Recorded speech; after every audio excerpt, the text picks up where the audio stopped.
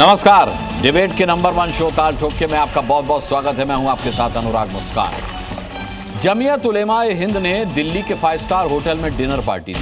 भाई अच्छी बात है, हर किसी को पार्टी करने का, पार्टी देने का अधिकार है, लेकिन जमीयत की डिनर पार्टी में खुलकर सियासी तड़का देखने को मिला है। जमीयत उलेमाए हिंद की ओर से तमाम विपक्षी सांसदों को एक बुकलेट दी गई जिसमें मुसलमानों से संबंधित देश में चल रहे 5 बड़े मुद्दों का जिक्र था और इन्हीं 5 मुद्दों पर डिनर पार्टी के दौरान चर्चा भी की गई। इस डिनर पार्टी में कांग्रेस, नेशनल कॉन्फ्रेंस और समाजवादी पार्टी के सांसद मौजूद थे, जहां मुसलमानों से जुड़े कई मुद्दों पर खुलकर बात हुई। मौलाना मदनी ने कहा कि यह वक्त एकजुट होकर मुस्लिम समाज की आवाज को मजबूत करने का है। उधर दिल्ली में ही हरियाणा भवन में हुए आरएसएस मुस्लिम सम्मेलन में संघ प्रमुख मोहन भागवत ने शिरकत की। बैठक में मुस्लिम धर्मगुरुओं ने कहा कि मुसलमानों को अपनी सोच बदलने की जरूरत है और आरएसएस और भाजपा के प्रति अपनी विरोधी विचारधारा को बदलने का भी वक्त आ गया है। देश भर के बड़े इमाम, मुफ्ती, मदरसों के चीफ समेत 60 लोगों ने करीब 3.5 घंटे तक चली इस बैठक में हिस्सा लिया।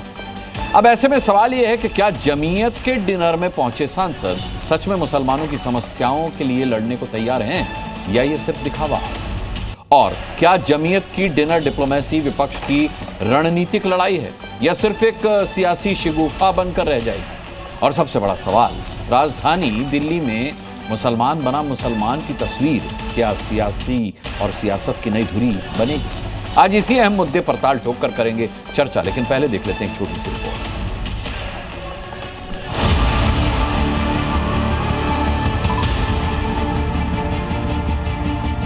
मुसलमान पे भरोसा नहीं है, सही बात तो ये है। कब आप हमें इंसान समझे, कब समझे कि हम भारतीय? कब? क्या जब हम टीका करें?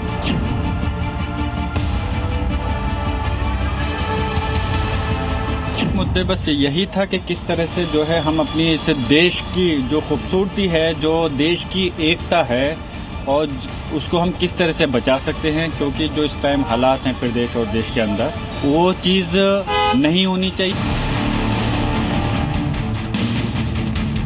वही डिस्कशन था कि जो मुस्लिमों पर अत्याचार हो रहे हैं जगह जगह पर, चाहे मणिपुर हो, चाहे जहाँ हो, चाहे यूपी, हर स्टेट में जो हो रहा था, उसी पे थोड़ा इन लोगों का वो था ग्रीवेंसेस। बहुत अच्छी बातचीत हुई, कंट्री, कम्युनिटी, इन सब के इश्यूज पर बहुत अच्छा डिस्कशन हुआ। खासतौर से माइनॉरिटीज को जिस तरह टारगेट किया जा रहा है, उन तमाम इश्यूज पर डिस्कशन हुआ। मुसलमान वोटों का तुष्टीकरण, ध्रुवीकरण, एकत्रीकरण के लिए सारी इस प्रकार की डिनर पॉलिटिक्स होती है। होड़ लगी है सो कॉल्ड सेकुलर पार्टियों में मुसलमान वोटों को अपने पक्ष में ले रखना। आसाम के अंदर जो आप संविधान की धज्जियां उड़ा रहे हैं, आसाम के अंदर जो लोगों के घरों को तोड़ रहे हैं, उनकी बातें कि आप किस तरह से लोगों को उजाड़ने का काम कर रहे हैं।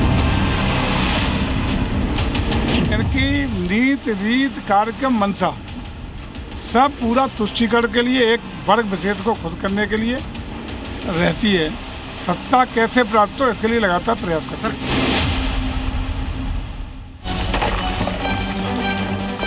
आइए डिबेट की शुरुआत करते हैं और आज डिबेट में जो गणमान्य मेहमान हमेशा की तरह मेरे साथ हैं उनका मैं परिचय करा दूं और फिर चर्चा की शुरुआत करता हूं। भारतीय जनता पार्टी से प्रवक्ता के शर्मा आज डिबेट का हिस्सा होंगे। हर्षवर्धन त्रिपाठी सीनियर जर्नलिस्ट यहाँ स्टूडियो में मेरे साथ मौजूद हैं। विनोद बंसल विश्व हिंदू परिषद के प्रवक्ता हमारे साथ जुड़ चुके हैं। धर्मगुरु आचार्य विक्रमादित्य यहाँ स्टूडियो में मेरे साथ मौजूद हैं। सैयद मसूद राजनीतिक विश्लेषक हमारे साथ मौजूद रहेंगे।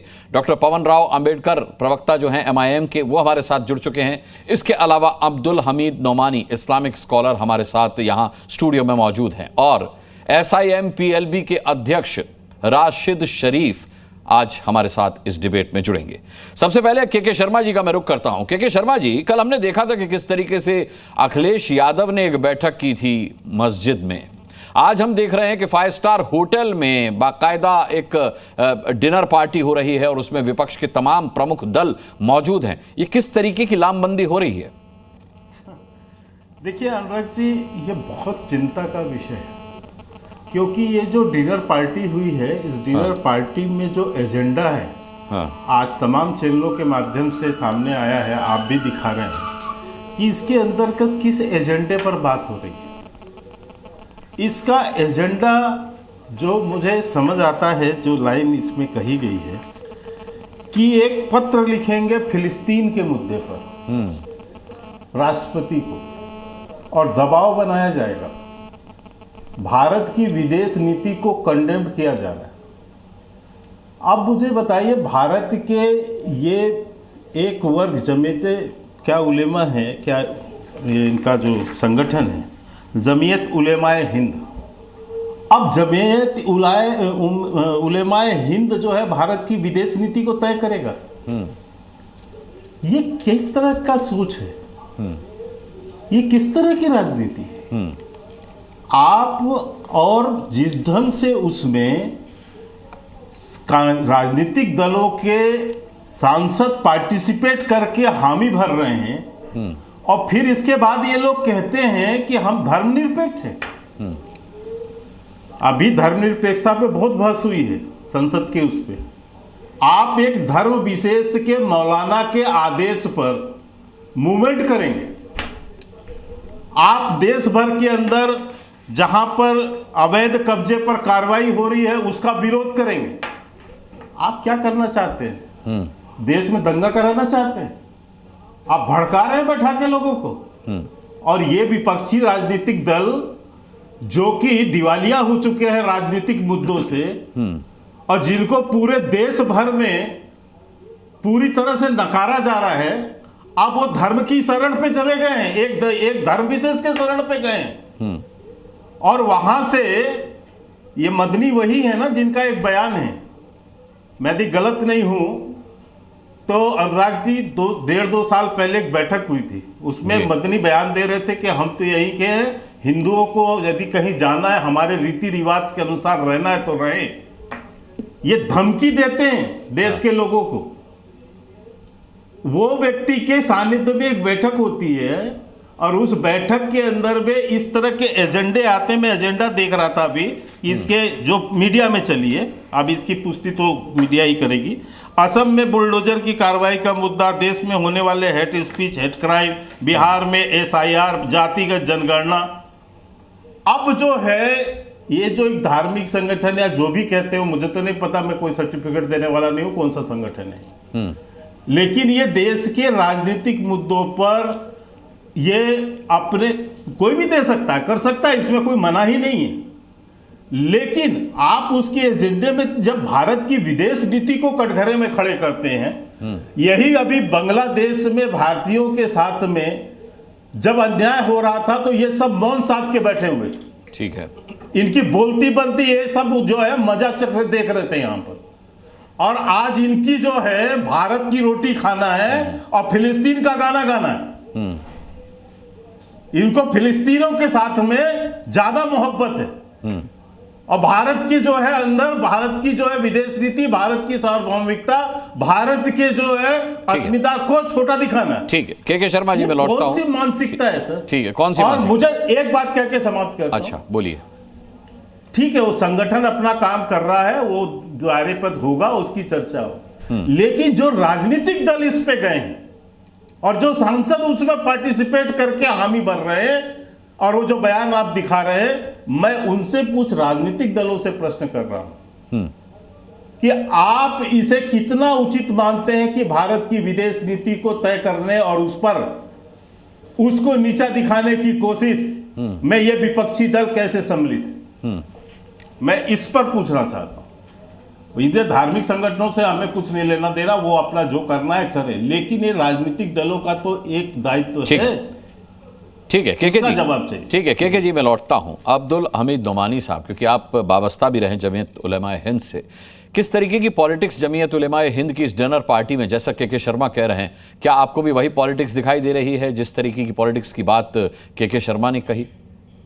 असल के शर्मा को जमीयत का इतिहास मालूम नहीं है। ये संघ से 6 साल पहले बना इतिहास, है। वर्तमान की बात कीजिए। वर्तमान में जो डिनर पार्टी थी है जमीयत उलेमाए हिंद, से 6 साल पहले 5 स्टार होटल में ये जमीयत उलमा का संगठन हुआ था और उसकी नीति जो है वो राष्ट्रवाद पे आधारित है और उसमें सांप्रदायिकता का कोई अंश नहीं है। अच्छा, हाँ, ये गलत सोच रहे हैं। ये फलस्तीन के साथ तो भारत आज भी खड़ा है, और इजराइल के साथ जो निकटता दिखाने का प्रयास हो रहा है वो भाजपा संघ की जो है पॉलिसी हो सकती है, देश की जो है वो पॉलिसी नहीं है। देश की पॉलिसी जो है, तो आपसे जमीयत उलेमा हिंद की पॉलिसी पूछ रहे हैं क्योंकि आप वाबस्ता रहे हैं उससे। हाँ, तो पॉलिसी मैं बता रहा हूँ ना कि वो राष्ट्रवाद आधारित जो है जमीयत उलेमा की पॉलिसी है।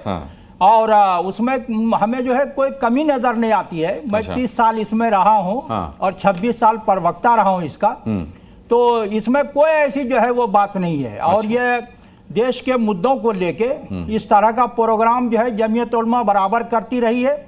और 5 स्टार होटल में होता रहा है इस तरीके का। हाँ, 2004 में राम माधव जो आरएसएस के प्रवक्ता हैं और जो पहले इनसे जो सरसंघचालक थे केसी Sudarshan ji, inter continental hotel में जो है मीटिंग हुई थी, उसमें विष्णु हरि डालमिया भी थे, राम माधव भी थे। राम माधव तभी प्रवक्ता रहे होंगे अब। हाँ, उस वक्त प्रवक्ता थे। और ये सुधांशु मित्तल वगैरह सब थे, एनके शर्मा थे, मैं था उसमें, मौलाना महमूद मदनी थे, ये अभी जो है ये अध्यक्ष उस वक्त जनरल सेक्रेटरी थे ये। और इनके साथ जो इनके सेक्रेटरी हैं और जो कानून वगैरह के मामले को देखते हैं मौलाना नियाज फारूकी एडवोकेट, वो भी थे वो। तो दोनों में बातचीत होती रही है और होटल में होती रही है। केसी सुदर्शन को खुद जो है 5 स्टार होटल में ईद के मौके पे जो है जमीयत उलेमा ने बुलाया और जो कंपोजिट नेशनलिज्म जो मौलाना हुसैन अहमद मदनी की किताब है उसका जो है इजरा था निमोचन, तो उसमें भी इनको बुलाया था। तो ये जो है वो कोई मुद्दा नहीं है, इसमें कोई सांप्रदायिकता नहीं है। और इसमें किसी तरह की जो है देश विरोधी जो है कोई ऐसी बात नहीं है या हिंदू विरोधी कोई बात नहीं है। ठीक है, के शर्मा कुछ कहना चाह रहे हैं आपकी ये बात सुनकर के। के शर्मा जी संक्षिप्त में रहिएगा, फिर अगले मेहमानों को रुक करता हूँ। ये जो राष्ट्रवाद का सर्टिफिकेट दे रहे हैं, मैं इनसे एक चीज पूछना चाहता हूँ। ये जब यही मदनी साहब जब कह रहे थे कि ये देश हमारा है और हिंदुओं को हमारे साथ रहना यदि मंजूर है तो रहें, ये राष्ट्रवादी विचारधारा है नोमानी साहब? नहीं, ये हिंदू। एक मिनट मैं जो बोल रहा हूँ सुनिए, पहले एक मिनट शांति से सुनिए, शांति से सुनिए पहले। ये बयान मदनी साहब का है या नहीं है? हाँ, इन्होंने कहा था जो कहते पाकिस्तान चले जाओ, बार बार कहते हैं। नहीं, तो आप धमकी दोगे 80% हिंदुओं को धमकी देना, ये राष्ट्रवादी विचारधारा है। हिंदुओं को धमकी दे रहे, और किसको धमकी दे रहे थे वो? अब एक मिनट दोनों अलग अलग है। आप गठबंधन मत कीजिए, आप इनको बंद करें। आपके साथ खड़े नहीं है। हिंदुत्ववादी और हिंदू दोनों अलग अलग है। आप जो है ना लोगों को जो है वो भ्रम में मत डालिए। एक मिनट सुनिए, हिंदू आपके साथ नहीं है। एक मिनट अनुराग जी, मैं डिबेट करूं या इनसे ऐसे चिल्ला? बोलिए। दूसरी बात मैं इनसे पूछना चाहता हूं, मैंने एक उदाहरण दिया, इन्होंने 2-3 उदाहरण दिए कि ये आए। बिल्कुल आप खुद ही बता रहे हैं कि ईद के मौके पर आए, एक पुस्तक के विमोचन पे आए, और जो भी आदि बैठक हुई तो सामाजिक समरसता के विषय को हुई, राजनीतिक एजेंडा बनाने के लिए तो नहीं है। आपका तो एजेंडा है राजनीतिक। आपके सांसदों को बुलाया है, ये कहने के लिए बुलाया है, और वो सांसदों ने बाहर निकल के तख्तीस दी है, उन्होंने स्वीकारा है कि हाँ ये मुद्दे हुए हैं। तो आप जो है संघ के लोगों का नाम ले रहे हैं, बिल्कुल सामाजिक समरसता पर के संदर्भ में तो आज भी बैठकें हुई हैं। संघ कई बैठकें लगातार मुस्लिम संगठनों से हुई हैं, और मैं आपको बता सकता हूं 2009, 2012, 2015, 2018, सितंबर 2022 में 2 बार हुई है, 2023 में 2 बार हुई है, आज एक हुई है।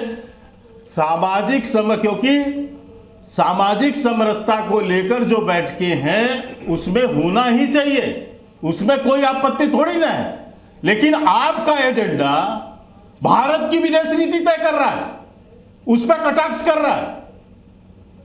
आप क्या करना चाह रहे हैं भाई? आप जातिगत जनगणना, आप एसआरआई का विरोध करेंगे, शिकार हो जाएगी तो वो बोलना पड़ेगा ना राष्ट्रवादी लोगों को। करेंगे आप भारत के नीतियों पर राजनीतिक एजेंडा खेल रहे हैं, तो आइए फिर चुनाव लड़ने के लिए। ये भारत की विदेश नीति नहीं है, ये भाजपा संघ की विदेश नीति है। ये सांप्रदायिकता क्यों फैला रहे हो अंदर बैठ के? इजराइल के साथ होना जो है ये भाजपा आरएसएस की नीति है, ये भारत की नीति नहीं है। अभी अनुराग जी इनको थोड़ा सा बंद कराइए, फिर मैं बोलता हूं। मैं कह रहा हूं इतना यदि आपको शौक है तो आ जाइए पार्टी बनाकर और लड़िए चुनाव, और इसके बाद देखिए।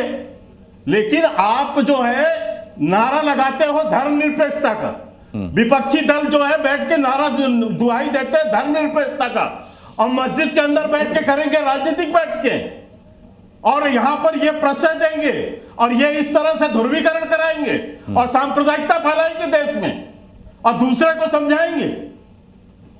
ठीक है, मैं इसलिए ये प्रश्न आप कह रहे हैं नोमानी साहब से कि पार्टी बनाओ और आओ फिर खुल के मैदान में। एमआईएम पार्टी बना चुकी है, पवन राव अंबेडकर साहब की पार्टी है जो मुसलमान जिसके नाम में आता है। सवाल ये है पवन राव अंबेडकर जी कि आपको इस तरीके की बैठक में राजनीति नजर आती है या सौहार्द नजर आता है, राष्ट्रवाद नजर आता है? बहुत बहुत शुक्रिया मुस्कान साहब, आपने पार्टी का नाम मुस्लिमीन लिया, उस पर कह देता हूं आपको आपत्ति है तो आप जो है इलेक्शन बिल्कुल भी आपत्ति नहीं है, और वहां पर बिल्कुल भी आपत्ति नहीं है, बिल्कुल है, आपको आपत्ति है तो जाए। अब आते हैं विषय पर। विषय एकदम साफ सुथरा है।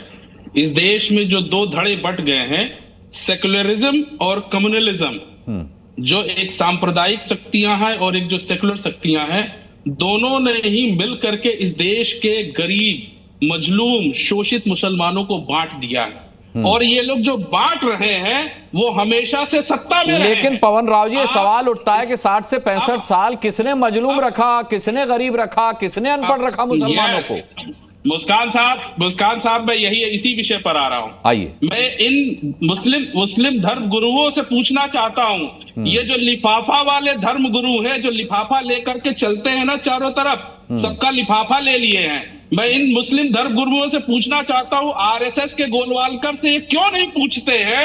जब आरएसएस के गोलवालकर साहब लिखते हैं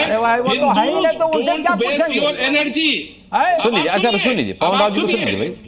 अब आप सुनिए, ये जो धर्मगुरु, मुस्लिम धर्मगुरु है, ये आरएसएस के गोलवालकर साहब से क्यों नहीं पूछते, मोहन भागवत से क्यों नहीं पूछते कि गोलवालकर ने ऐसा क्यों कहा, Hindus don't waste your energy fighting the British, save your energy to fight our internal enemies that are Muslims, Christian and community.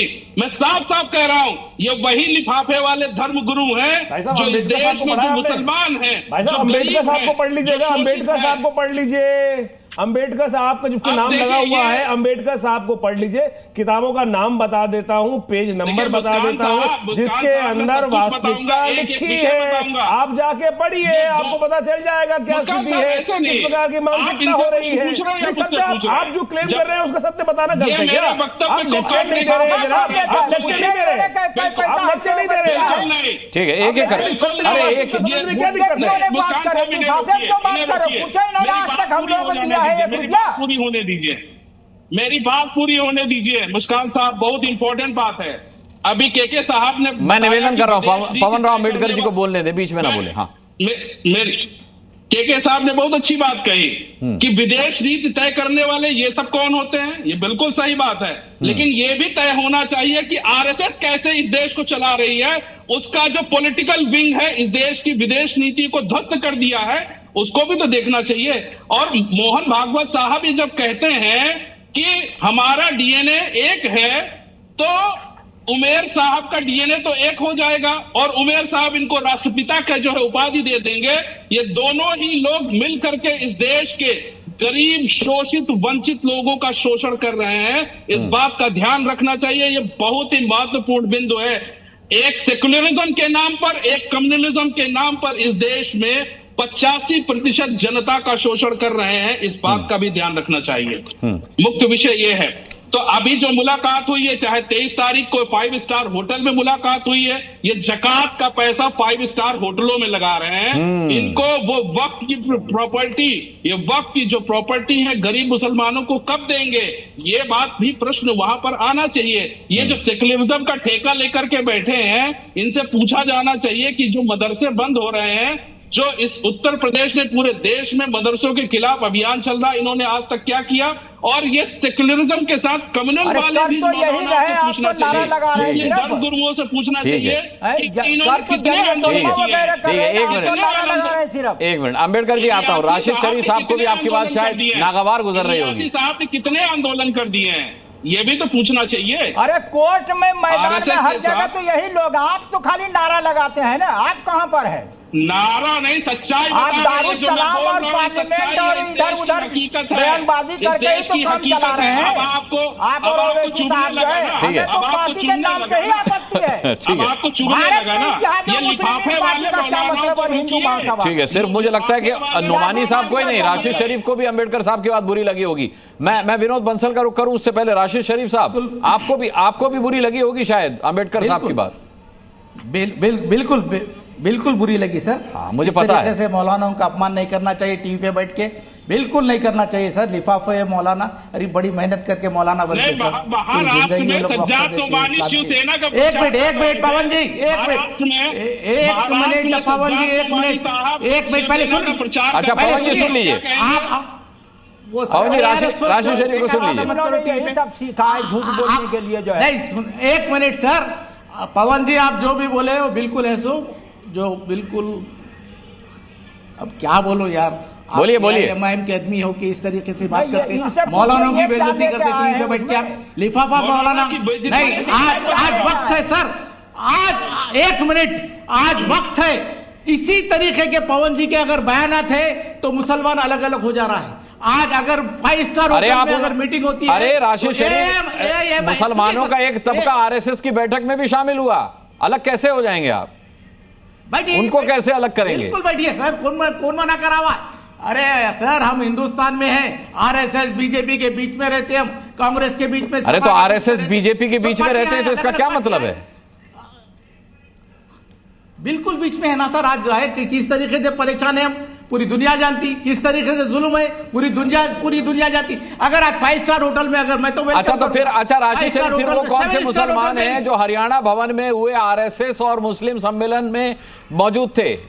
वो कौन से मुसलमान हैं जिसमें मुस्लिम धर्मगुरुओं ने कहा है कि मुसलमानों को अपनी सोच बदलने की जरूरत है? बिल्कुल सर, वो लोग है सो ये है कि सरकारी मुसलमान है वो लोग।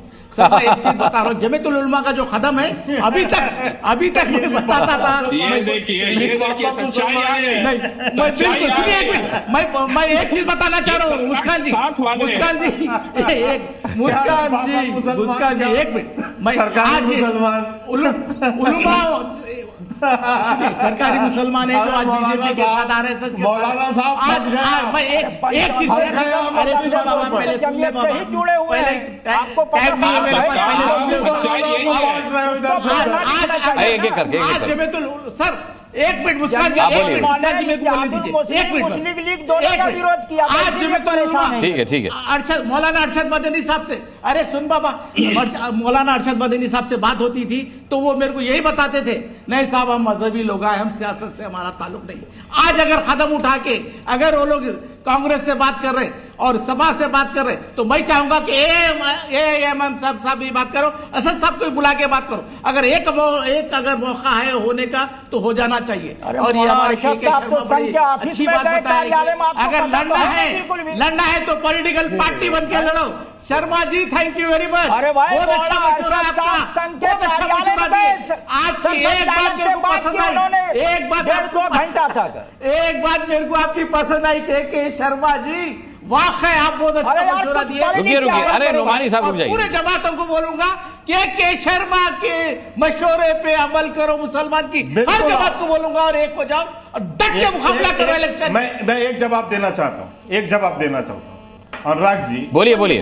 अनुराग जी, भारत एक लोकतांत्रिक देश है और यहाँ पर संविधान से ये देश चलता है। लोकतंत्र में चुनाव की व्यवस्था है, हर कोई चुनाव लड़ने के लिए स्वतंत्र है, आप पार्टी बनाने के लिए स्वतंत्र है। मैं तो आपसे कह रहा हूँ, क्यों किसी, बिल्कुल ठीक कहा अंबेडकर जी ने, क्यों लिफाफे पे फतवा जारी कर रहे हो? आओ ना सामने, ये तो आप पर आरोप लगते हैं जनाब। आएंगे एक मिनट अनुराग जी, कितना मजेदार विषय है कि यहाँ पर मौलाना बैठ के किसी को सरकारी मुसलमान बता रहे हैं, किसी को तनखैया मुसलमान लोग बताते हैं। अरे जो भी है तो आपके ही भाई बंद है, तो आपके ही भाई बंद। वो भाई बंद और एक मिनट, अरे बात तो पूरी करने दो नुमानी साहब। शरीफ है वो, शरीफ है, राशिद शरीफ। हाँ शरीफ साहब मैं कह रहा हूँ, वही बांट रहे हैं ना मुसलमानों को। ये क्यों हुआ? मुसलमान कोई लिफाफा वाला मुसलमान मौलाना हो गया, कोई सरकारी मौलाना हो गया, कोई तनखैया मौलाना हो गया, कोई चाटुकार मौलाना हो गया, कोई फतवा वाला मौलाना हो गया। ये क्यों बांटा है आपने? ये आपको सोचना है नोमानी साहब, जो आप बड़े धर्मगुरु, हम तो जानते आपको सोचना है किस तरह आपके लोगों को संख्या दी जा रही है। ये लोग झूठ बोलते हैं। आपको सोचना है कि मुसलमान नया नाम दे रहे हैं, बेईमान मुसलमान। नोमानी साहब नया नाम दे रहे हैं, बेईमान मुसलमान। मुसलमान है ये, बेईमान मुसलमान, बरसाती मुसलमान, एक और नया नाम है बरसाती मुसलमान। अभी पहली बार देखा है चैनल, बस एक बात बोलूंगा, सबसे पहले डिबेटर हूँ, एक बात बोलूंगा मात्र, ठीक है, हर्षवर्धन जी का रुख लगातार नोमानी साहब प्लीज एक बात। अच्छा बोलिए। 2-3 मुस्लिम स्कॉलर यदि और आपके चैनल में बैठ जाएं तो ऐसे कई मुसलमान मौलाना आ जाएंगे, जैसे अभी इन्होंने बेईमान मौलाना, क्या मौलाना ये बन जाएंगे। अनुराग जी, मैं केवल इतना कहना चाहता हूं कि ये कुल मिला के वोट बैंक है, कांग्रेस इसके अलावा कुछ नहीं है। ये वोट बैंक। राशिद शरीफ कहाँ तक पढ़े हुए हैं आप? कहाँ से पढ़े और कहाँ तक पढ़े? कहाँ के जो है इनके पास इस्लामी स्कॉलर और ये है बने हुए हैं। ये वोट, ये देख लीजिए, ये यही सच्चाई है, ये धर्मगुरु और स्कॉलरों की यही सच्चाई है मुसलमानों के अंदर। उपाधि ताल्लुक देवबंद की है, मैं वहाँ से पढ़ा, वहाँ कोर्स में शामिल है। शर्मा जी, इनका क्या है ये बताइए ना, चाहे वो लिफाफा वाला हो, बगल लिफाफे वाला हो, इसी चैनल में दिख रहे हैं। लफंगे हैं, झूठे लोग हैं, ये बेईमान हैं, ये लफंगे मुसलमान, झूठे मुसलमान, बरसाती मुसलमान, मौसमी मुसलमान, बेईमान मुसलमान। नोमानी साहब ने मुसलमान मौलानाओं के लिए, मुसलमान जानकारों के लिए, मुसलमान एक्सपर्ट्स के लिए तमाम तरह की उपाधियां दे दी हैं। हर्षवर्धन त्रिपाठी जी, अगर मुसलमान डिबेट में नहीं बैठा, सोचो क्या होता। ठीक है, अभी आता हूँ। अगर मुसलमान का ये लोग नाम नहीं लेते तो आज हुकूमत में बैठते। अभी आता हूँ, 1 मिनट निकालूंगा राशिद शरीफ आपसे जानने के लिए कि कहाँ से और कहाँ तक पढ़े हैं। ठीक है,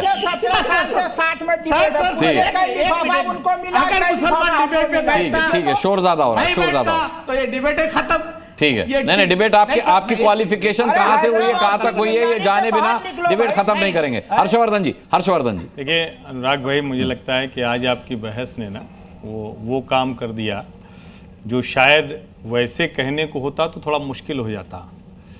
और कमाल की बात यह है कि ट्रिगर कहाँ से हुआ इसको सब भूल गए।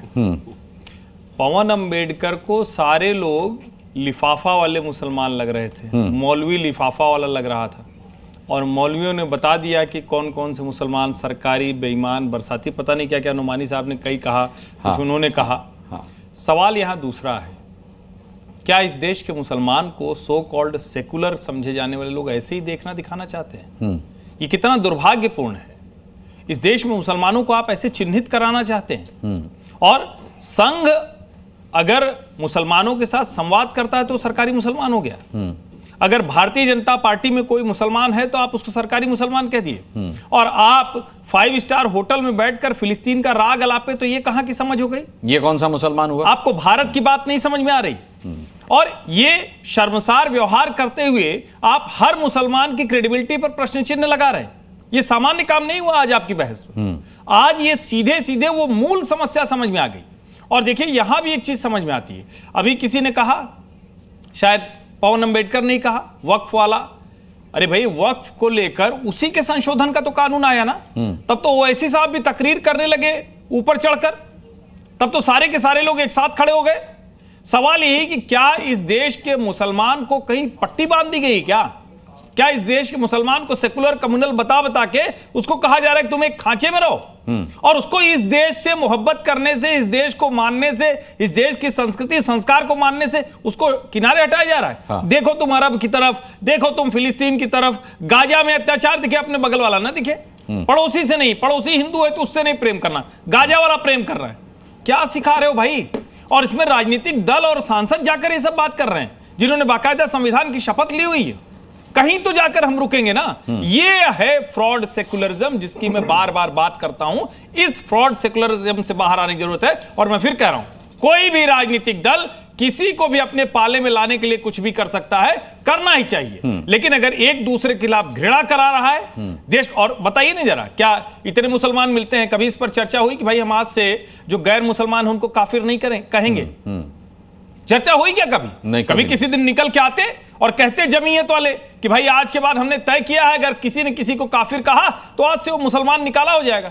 नहीं करते ना। यही फ्रॉड सेकुलरिज्म है।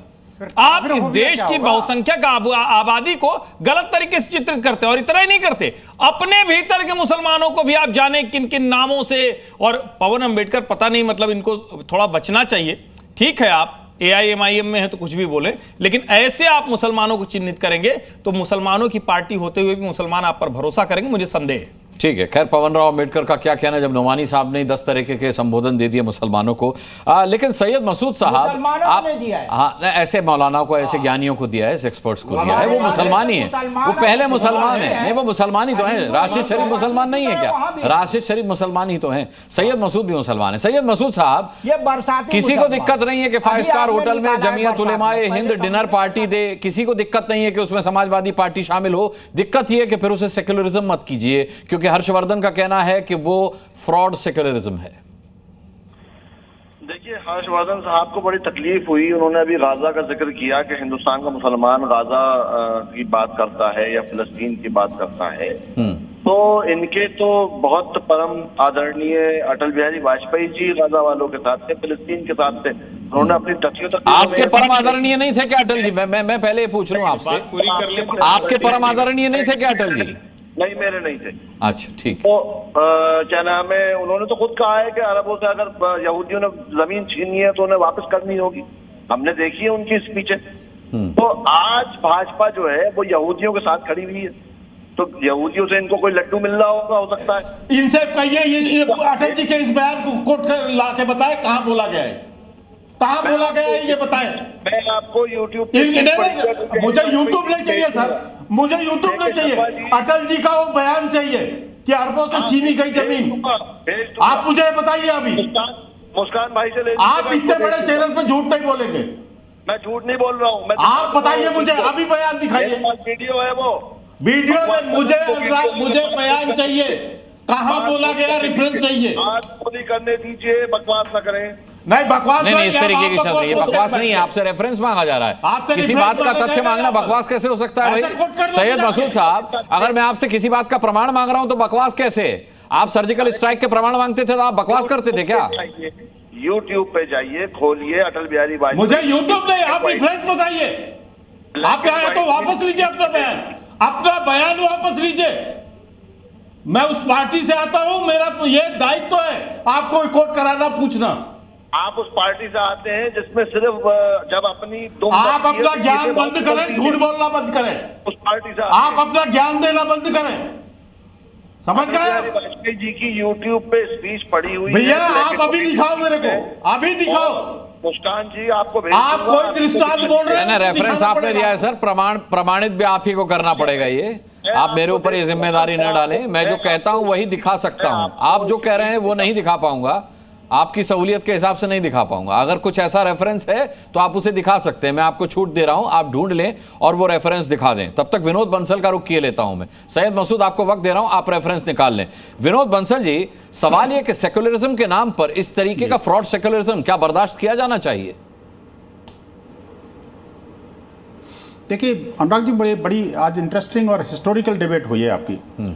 मुझे लगता है कि डिबेट के इतिहास में आज आपने एक नया इतिहास रच दिया कि मुसलमान पार्टी ने 2 डेफिनेशन दी थी, उसके बाद मुस्लिम जो जितने भी यहाँ पर मूर्धन्य लोग बैठे हुए हैं, इन्होंने अपने अपने सेक्ट की अलग अलग डेफिनेशन दे दी। आप देखिए कितने प्रकार के मुसलमान होते हैं, आगे आने वाली पीढ़ी हमारी किताबों में पढ़ेगी।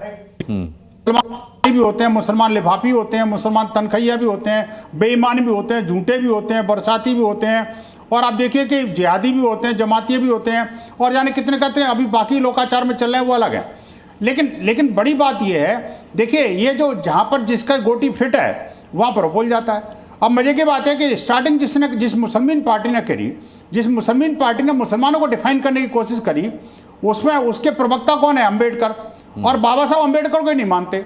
मैं कहना चाहता हूं, देखिए बाबा साहब अम्बेडकर के मुसलमानों के बारे में, इस्लाम के बारे में, जिहाद के बारे में, जिहादियों के बारे में कोई विचार अगर उन्होंने पढ़े होते तो शायद हो सकता है कि ये इस तरह की बातें नहीं करते। इनके नाम में भी अम्बेडकर है। मुझे बड़ा खेद हुआ कि अम्बेडकर जी को इन्होंने नहीं पढ़ा, अम्बेडकर इनका सरनेम है। भाई ये बात समझना पड़ेगा आपको। लेकिन दूसरी बात ये देखिए, ये जो मुसलमानों को देश से अलग करने की कोशिश क्यों की जा रही है। मैं मुसलमानों को देश की संस्कृति, देश की जीवन मूल्यों और देश की परंपराओं से अलग करने की कोशिश क्यों की जा रही है। आखिरकार उनको अलग से एक सेक्ट के रूप में भारत विरोधी चेहरा क्यों बनाया जा रहा है। आखिरकार गाजा और फिलिस्तीन को लेकर के ही वो क्यों खड़े होते हैं। वो कभी भी किसी मानवता के लिए क्यों नहीं खड़े होते। मैं कहना चाहता हूं, जो मानवता की हत्या बांग्लादेश में होती है तो क्या किसी जमीयत उलमा हिंद ने आज तक कोई प्रदर्शन किया क्या। मैं पूछना चाहता हूं कि आखिरकार अफगानिस्तान और पाकिस्तान के अंदर जिस तरह से हिंदुओं का चीरहरण हुआ, उनकी आबादी को खत्म कर दिया गया, उस समय किसी ने भी कोई स्टेटमेंट जारी किया क्या। क्यों नहीं भाई। मैं कहना चाहता हूं भारत के अंदर भी जब 3 लाख से अधिक हिंदुओं को कश्मीर घाटी से हटाया गया और वहां पर भी मस्जिदों से, मदरसों से अनाउंसमेंट करके हटाया गया, आज भी देश के कई हिस्से ऐसे हैं जो मुस्लिम बाहुल्य क्षेत्र हैं जहां पर आतंकवादी पकड़े जाते हैं, छुपे हुए हैं, और कई सारे मदरसे और मस्जिद हैं जहां बम विस्फोट की घटनाएं, आतंकवादियों की घटनाएं, आतंकियों को पकड़े जाने की घटनाएं रोजाना हो रही हैं। लेकिन आज तक इनका कोई स्टेटमेंट आया क्या। इनको कौन सा मुसलमान कहेंगे, इनको भी जरा डिफाइन कर देना चाहिए कि आखिरकार जो आतंकवादियों को पालता है, पोसता है, बड़ा करता है, उनको लीगल एड देता है। आप देखिए जमीयत उलमा हिंद ने आखिरकार लीगल एड दी कि नहीं दी। और आप देखिएगा वो 12 के 12 जो अपराधी थे, जो जिनको के मुंबई हाईकोर्ट ने अभी बरी किया रिसेंटली। मैं कहना चाहता हूं कि आखिरकार उनको लीगल एड देने का काम कौन कर रहा था। मैं कहना चाहता हूं, देखिए अभी चिंता मत करो, आप लड्डू बांटने से पहले जरा माननीय सर्वोच्च न्यायालय के निर्णय की प्रतीक्षा करो। आज से सुनवाई शुरू हो गई है मौलाना साहब। लेकिन आप देखिए कभी तो भारत के साथ खड़े होना सीखिए ना। आप हमेशा भारत विरोधी और हिंदू द्रोही काफिर फोबिया से पीड़ित रहोगे तो ऐसे काम नहीं चलने वाला। मैं निवेदन करूंगा आपसे कि आखिरकार ये जो कट्टरपंथी नेतृत्व है ना, वो मुसलमानों को छोड़ना पड़ेगा, भारत के साथ जुड़ना पड़ेगा, भारतीय संस्कृति, उसकी मान मर्यादा को पालना पड़ेगा। भाई तो मतलब मैं काफिर हूँ, मैं काफिर हूँ। हाँ, आप मुसलमान नहीं है तो मैं काफिर हूँ। हाँ, और काफिरों की कोई जगह नहीं है। आपके मुताबिक काफिरों को मार देना चाहिए। हर जगह है। अच्छा। ये तो गलत जो है इन लोगों ने डिफिनेशन कर रखी है, परिभाषा। किसने गलत डेफिनेशन की? नहीं, इन लोगों ने क्या, आपके कुरान में क्या है? आप कुरान में बताओ ना क्या। गैर भाजपाई जो है वो कांग्रेसी है वो। इसी तरह गैर काफिर की सजा क्या है? तो इसमें क्या दिक्कत है। गैर मुस्लिम है, काफिर की सजा क्या है? ठीक है, विनोद बंसल पूरा कीजिए। काफिर की सजा क्या है मौलाना, ये बता दो। काफिरों की सजा क्या है वो पूछ रहे हैं। मौलाना साहब काफिर की सजा क्या है? कोई सजा नहीं है काफिर की। आप कह रहे हैं? हाँ, जो लिखा क्या बात कर रहे हो आप? क्या लिखा है? रोजाना काफिरोफोबिया से ग्रसित, रोजाना गला काट प्रतियोगिता चल रही है। भाई साहब कल भी जयपुर के अंदर एक लड़के का गला काट दिया गया। वो तो युद्ध क्षेत्र है, कुछ नहीं है, जहाँ लड़ाई हो रही है, युद्ध हो रही है, वहाँ के लिए है। कहाँ युद्ध हो रहा है? कहाँ युद्ध हो रहा है? जो युद्ध क्षेत्र के लिए सब जगह के लिए नहीं। अब आप पढ़ाते क्यों नहीं है बात?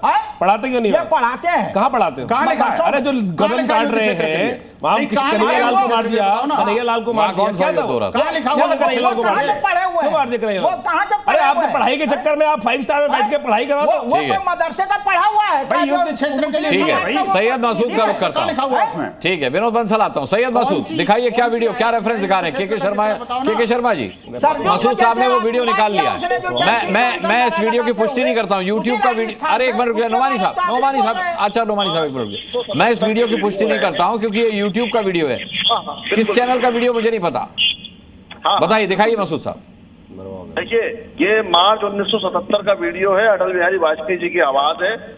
और मार्च 1977 में यूट्यूब कब था भाई? 1977 में यूट्यूब था ही नहीं। अरे भैया, यूट्यूब तो बाद में डाली गई। मुगल आजम की यूट्यूब पे है, पढ़े लिखे हो थोड़े बहुत। बहुत बढ़िया। अब इसकी पुष्टि कैसे करेंगे सैयद मसूद? आवाज तो मैं भी आपकी निकाल सकता हूँ, इसकी पुष्टि कैसे करेंगे?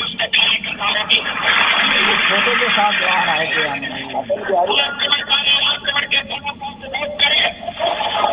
नहीं, अगर ये सिर्फ ऑडियो है तो ये मैं इसकी पुष्टि नहीं करूंगा। ये वीडियो भी होता तो मुझे देखना पड़ता है कहां से उठाया गया वीडियो है। ये देखिए वीडियो, ये है अटल बिहारी वाजपेयी जी बोल रहे हैं, सुनना आप चाहते नहीं है क्योंकि पोल खुल जाएगी। पोल क्या खुल जाएगी? आवाज आज की तारीख में अमिताभ बच्चन की आवाज हजारों लोग निकालते हैं, अटल बिहारी वाजपेयी की मिमिक्री करते हैं। अभी किसका क्या है मुझे नहीं पता। आप अपना पॉइंट रखिए सर। सैयद मसूद, छोड़िए इस आवाज को, आप अपना पॉइंट रखिए। इसकी पुष्टि नहीं की जा सकती, इसकी पुष्टि नहीं की जा सकती। 1977 में अटल बिहारी वाजपेयी जी ने बयान दिया था। अब इसको ये बात नहीं, मैं पुष्टि नहीं करूंगा सर, आपके कहने भर से नहीं मान लूंगा, ये साबित नहीं होता। आप पुष्टि करिए मत करिए, उन्होंने सबूत मांगा था, मैंने दे दिया। नहीं, सबूत नहीं है सर, ये सबूत नहीं है। कल को मैं आपकी आवाज में मिमिक्री कर दूं और उसे कोई आपकी विरोधी पार्टी वाला सबूत कह के दिखा दे तो माना थोड़े जाएगा। बोलिए, ये तो मालूम था, अंडरस्टूड था कि यही कहेंगे कि साहब मिमिक्री कर लीजिए। ये वेरीफाइड सोर्स हमेशा माना जाएगा सैयद मसूद, वेरीफाइड सोर्स हमेशा माना जाएगा। भैया मोजो न्यूज का है अनुराग जी, इसी तरह से प्रोपेगेंडा फैलाया जाता है। हाँ, ये प्रोपेगेंडा, इसको मैं प्रोपेगेंडा की श्रेणी में रखूंगा। ये कोई विश्वास सूत्र नहीं है। हाँ, जी, आप अपना पॉइंट रखें सर। और ये मैंने जवाब दे दिया, बाकी बात तो आगे ही करते हैं। अटल जी पहले इनको अटल जी को समझना चाहिए, ये अटल जी को जानते ही नहीं है। अटल जी वो सम्मान ही नहीं करते, वो जानना ही नहीं चाहते। अटल जी का सम्मान नहीं करते, वो जानना भी नहीं चाहते। खैर सैयद मसूद मिल गया, अब आप खामोश बैठिए, मुझे बात खामोश रहिए। आप प्रोपेगेंडा मत करिए यहाँ बैठ के, जवाब मिल गया ना, बैठ के यहाँ पे जवाब मिल गया। आप जो है प्रोपेगेंडा मत कीजिए, मुंह की खाली ना, तो आप खामोश रहिए, मुझे बोलने दीजिए। आप मुंह की खा गए, मुझे बोलने दीजिए, वरना मुझे भी उतना ही बोलना आता है। आपके बारे में मैं भी बोलूंगा। आपको यहाँ झूठ फैलाना है, आपको यहाँ झूठ फैलाना है, आपको नफरत है इसलिए झूठ फैलाते हैं आप लोग, और ये प्रोपेगेंडा का काम होता है। बिल्कुल जाओ, आपका ये प्रोपेगेंडा करने का ही काम है, इसके अलावा कोई काम नहीं है। बिल्कुल समझ गए, राजनीतिक विश्लेषक बन के आते हैं, आपके पास तथ्य होते हैं, नतर्क होते हैं। ठीक है, हो गया। डालो, मिर्चें ज्यादा लग रही है, दर्द कम हो जाएगा। अरे मिर्चें भैया मैं अभी बता दूंगा, अभी मैं कुछ 2 शब्द बोल दूंगा, छोड़ के भाग जाऊंगा डिबेट। तमीज से बात करना सीखो, ज्यादा तमीज है तो तमीज से बात करना सीखो। यहाँ पहली बार आए हो क्या डिबेट में? तो क्यों मेरे बीच में इंटरप्ट कर रहे हो? क्यों बदतमीजी कर रहे हो? था, मैंने दे दिया। पहली बार डिबेट में आए हो क्या? पहली बार डिबेट में आए हो? अब चुप बैठोगे तो तमीज है तुम्हें बात करने की? तुम ही बोलते रहोगे, तुम्हें है तमीज? इसीलिए तमीज सीख के आप डिबेट करने, तुम्हें डिबेट करने की तमीज है? हाँ, तुम्हें तमीज दिखी, इसीलिए सिखा रहा हूं। अपने शब्दों पे ध्यान दो। ठीक है। मुझे लगता है कि इस बहस का कोई अंत नहीं। आचार्य विक्रमादित्य ऑफिशियली उनकी बारी नहीं आई है, वो बीच में बोले जरूर। कहाँ का विश्लेषक है? ठीक है क्या है ये? ठीक है, छोड़ देते हैं। अटल जी वाला मामला छोड़ देते हैं, वो उसकी पुष्टि जी न्यूज नहीं करता। आचार्य विक्रमादित्य, ये क्या चल रहा है? 5 स्टार होटल में क्या चल रहा है? मस्जिद की बैठक में क्या चल रहा है? देखिए, आज अब डिबेट के अंदर बड़े बड़े मुद्दे उठे। हाँ। सब लोगों ने उस पर बोला। एक मुद्दा ऐसा उठा कि जिसमें एक व्यक्ति ने बोला कि मुसलमान बड़े खराब दौर से गुजर रहे हैं, खाने को नहीं है, पीने को नहीं है, और ये है वो है, बड़ा इंतहा मतलब मुफलसी की जिंदगी जी रहे हैं। 5 स्टार में पार्टी चल। पवन राव मिडकर जी ने बोला था। नहीं, उन्होंने रशीद राशिद शरीफ ने बोला था कि आज मुसलमान बहुत बुरे दौर में गुजर रहा है, हिंदुस्तान में कोई उनको पूछता नहीं है, शायद खाना नहीं मिलता होगा, खाना खाया नहीं, पता नहीं सुबह से खाया नहीं खाया, मौलाना साहब ने खाना वाना खाया नहीं खाया। अरे खाना खा रहे हैं ना, फिर मजे ले रहे हो और क्या चल रहा है। लेकिन 5 स्टार में खा रहे हैं। 5 स्टार में मौलानाओं की पार्टी चल रही है जहां सुअर का मांस मिलता है। और तो और पार्टियों को ऐसा दौर आ गया कि वो मस्जिद पहुंच गई हैं, कि जहां पर हमने देखा कि पार्टियां राजनीतिक तौर पर मस्जिद में पार्टी कर रही हैं, और जिनकी मस्जिद जिनका घर है, खुदा का घर है, वो 5 स्टार में जाकर पार्टी कर रहे हैं। और उसके बाद इस डिबेट में कहा जा रहा है कि मुसलमान मुफलसी के दौर से गुजर रहा है। भाई कौन सच बोल रहा है? ईमान वाले सच बोल रहे हैं? क्या स्थिति आ गई है पूरी की तरह डिबेट के अंदर, एक दूसरे को यानी अच्छा खा रहे हैं, अच्छा पी रहे हैं। ज्यादा दिक्कत है तो कुछ दिन इराक में रह के आओ, वहां सुनकर आओ स्थिति क्या हो रही है। और तो और बहुत सारे ऐसे देश हैं जहां पर स्थिति कैसी है, मुफलिसी क्या होती है। कुछ दिन जाकर शरीफ साहब जाकर रहे आओ अफगानिस्तान के अंदर, अगर ना नानी याद आ जाए उसके बाद हिंदुस्तान में आकर सूखी रोटी भी पापड़ लगेगी। मैं सही बता रहा हूं, वास्तविक तौर पर जाकर समझ आना। अगर नहीं समझ में आ रही तो एक बार घुमाने चले जाओ, सरकार स्पॉन्सर कर देगी, इसमें कोई दिक्कत नहीं है। सरकार ने आपको लिफाफा जो दिया होगा, लोग तथाकथित तौर पे आपके मौलाना कह रहे हैं, उसी से घुमाओ, उसी से घुमाओ, देखाओ, और उसके बाद फिर आकर आटे भाव का, पानी का भाव सब पता चल जाएगा। अरे सब कुछ मिल रहा है, क्या नहीं मिला इस देश के अंदर? आजादी के बाद से 70 साल से सबसे ज्यादा मजे आप लोगों ने लिए। आपके शक्ल से, आपके का पहनावे से जो नूर टपक रहा है, वो वास्तविक तौर पर दिखा रहा है कि कैसे झूठ बोल रहे हैं आप लोग। टीवी पे बैठ के झूठ बोलते हुए ईमान वाले लोगों को शर्म नहीं आती। मुझे सबसे बड़ा ये विचित्र बात लगती है इस डिबेट के अंदर आज जो बात कही गई है, अरे झूठों की भी ना इंतहा होती है, झूठ की भी इंतहा होती है, उसको ही पार कर गए ये लोग आज। ठीक है हर्षवर्धन जी, सवाल ये है कि कौन किसको इस्तेमाल कर रहा है? मुसलमान राजनीतिक विपक्षी पार्टियों को इस्तेमाल कर रहे हैं, विपक्षी पार्टियां उनका इस्तेमाल कर रही हैं? जिन्हें अपने पार्टी कार्यालयों और मुख्यालयों में होना चाहिए वो मस्जिदों में बैठ के बैठक कर रहे हैं, जिन्हें मस्जिदों में होना चाहिए वो 5 स्टार होटल में डिनर कर रहे हैं। नहीं, मुद्दा क्या है, ये बड़ा सवाल है ना। क्या सचमुच मुसलमानों के हित की और हक की लड़ाई के लिए वो 5 स्टार होटल में बैठ रहे हैं? अगर वो उसके लिए बैठते तो कोई दिक्कत नहीं, कहीं भी बैठ सकता है, सड़क पे बैठ सकते हैं, 5 स्टार पे बैठ सकते हैं। लेकिन वहां के मुद्दे जरा आप देखिए। गरीब मुसलमान को जमीन का हिस्सा जो अल्लाह के नाम पर औकाफ की गई उसका हिस्सा ना मिले, मूल तो यही है ना। और मैं बार बार कहता हूं कि वक्फ की लड़ाई में हिंदू तो कहीं है ही नहीं, उसको कहां मिलना है भाई? उससे कोई लेना देना नहीं है। सरकार सबकी होती है इसलिए सरकार करेगी, राजनीतिक दल सबके होते हैं इसलिए करेंगे। लेकिन वक्फ पर जो भी लड़ाई अगर कोई कर रहा है तो गरीब मुसलमानों का हक, उनका हित कुचलने के लिए वो सारी लड़ाई कौन लड़ रहा है? जमीयत लड़ रही। कौन उनके साथ जाकर खड़ा हो रहा है? ये जो सांसद है इनके नाम पहचान लीजिए, क्योंकि यही वो ठेकेदार है। और मैं बार बार कहता हूं कि ये जो वक्फ की जितनी काउंसिल है, आज कहा जा रहा है कि भाजपा कर देगी, हो सकता है भाई भाजपा के साथ भी जो मुसलमान होगा ऊपर बैठ जाएगा, लेकिन अगर करेक्शन हो जाएगा, रिफॉर्म हो जाएगा तो हर मुसलमान उसमें हिस्सेदारी ले सकता है। और मुझे बताइए जरा, इसका जवाब कोई क्यों नहीं देता है कि अगर इतना वक्फ में संपत्ति चली गई तो कम से कम भाई जो गरीब गुरबा थे, यतीम थे, जो विधवा महिलाएं थी, उन सब के लिए कुछ क्यों नहीं कर दिया? आज तक कुछ नहीं, आज तक मदरसे के भरोसे हैं, शिक्षा के लिए अच्छा स्कूल नहीं खोल पाए, आज तक कहीं और लाइन लगानी पड़ती है, उनके लिए ढंग की कोई ऐसी सुविधा नहीं। तो सवाल यह है कि अगर आप सुविधा नहीं दे पा रहे हैं, मुसलमानों का भला नहीं कर पा रहे, क्या होगा? और एक चीज से मैं थोड़ा सा सबसे अलग राय रखता हूं। अच्छा है भाई, वहां गए वो इमाम साहब हैं समाजवादी पार्टी के रामपुर के, तो वो इमाम है, वो जानते हैं कि इसी वजह से सब कुछ है। अच्छा है ना, वहां देखिए अखिलेश जी भी गए तो कोई ऐसी उनके ऊपर पाबंदी नहीं लगाई गई, कोई टोपी नहीं लगाई उन्होंने। और डिंपल जी भी गई, उन्होंने भी कोई ऐसा कोई मतलब महिलाओं को एंट्री मिल गई और खुले सर गई, तो ये तो अच्छा है। नहीं तो ये तो प्रोग्रेसिव चीजें हो रही, इसकी प्रशंसा कीजिए, इसकी आलोचना आप लोग क्यों कर रहे हैं? अगर मस्जिद में महिलाएं बिना कोई एंट्री मिली है ये, तो मुस्लिम महिलाओं की एंट्री नहीं है। नहीं, लेकिन बंसल जी अभी तो जा रहे हैं, डिंपल जी तो जा रही हैं, उसकी तो प्रशंसा कीजिए। इसने गर्दन नहीं काटी भाई। हाँ, एक शुरुआत हुई है, नहीं मारा, और वो भी बिना बुरका के गई हैं। अब बिना देखिए, बिना बुरका के गई हैं और बिना हिजाब के गई हैं। मजे की बात ये देखो ना जी, बहुत बड़ी बात है। आती है कि नमाज पढ़ने के लिए जो है और टाइम में वो सब अलग अलग नहीं, अब तो फजर में क्यों आती है, बाकी जगह क्यों नहीं आती भाई? बाकी जगह क्यों नहीं आती? जगह सब जगह पूरे देश में क्यों नहीं जाती महिलाएं? अरे महिलाओं को पाबंद नहीं कहाँ जाती हैं? अरे कल शहाबुद्दीन बरेलवी फिर क्यों आपत्ति कर रहे थे महिलाओं के जाने पर भाई? तमाम मुस्लिम अच्छा उनको नाम दीजिए, फिर वो कौन से मुसलमान है? आप बोलाइए नोमानी साहब, आपको मैं बताता हूँ कितना इस्लाम जानते हैं। जिस तरीके से सांसद डिंपल यादव बैठी हैं वहां जाकर, उनके बैठने के सलीके को लेकर के भी आपत्ति की गई।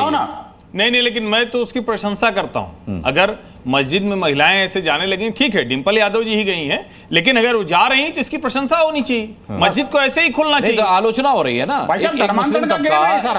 मौलानाओं का एक तबका वो आलोचना भी कर रहा है। नहीं, गलत कर रहा है, उसमें ये देखना पड़ेगा। इस्लाम में उसके लिए कोई जगह नहीं। तो फिर आप आपत्ति क्यों करते हैं? लिख के लगा हुआ है कि अंदर एंट्री अलाउड नहीं है। हमने कोई आपत्ति नहीं। बहुत सारी मस्जिदों में एंट्री में साफ साफ लिखा हुआ है कि मुसलमानों की औरतों को एंट्री अलाउड नहीं है। हटवा दीजिए मौलाना साहब। कहाँ लिखा हुआ? अरे लिखा लगा हुआ है, लगाओ, लिखा लगा हुआ है। कितनी बार डिबेट हो चुकी है इसके ऊपर, कितनी बार अच्छे से हो चुका है। दिल्ली में चले जाओ, दिल्ली में चले दिखा दो। अरे आपने शायद देखा नहीं है, पता नहीं कौन सी। सैयद मसूद साहब, ठीक है, सैयद मसूद साहब, क्या आप मानते हैं कि आप मुसलमान भी इत्तेफाक रखता है ये जिस तरीके से जमीयत उलेमाए हिंद ने अपनी बात डिनर पार्टी में 5 स्टार होटल की डिनर पार्टी में उठाई, विपक्ष को तो 2-4 पार्टियों को साथ ले लिया, क्या मुसलमान भी साथ है या आएगा?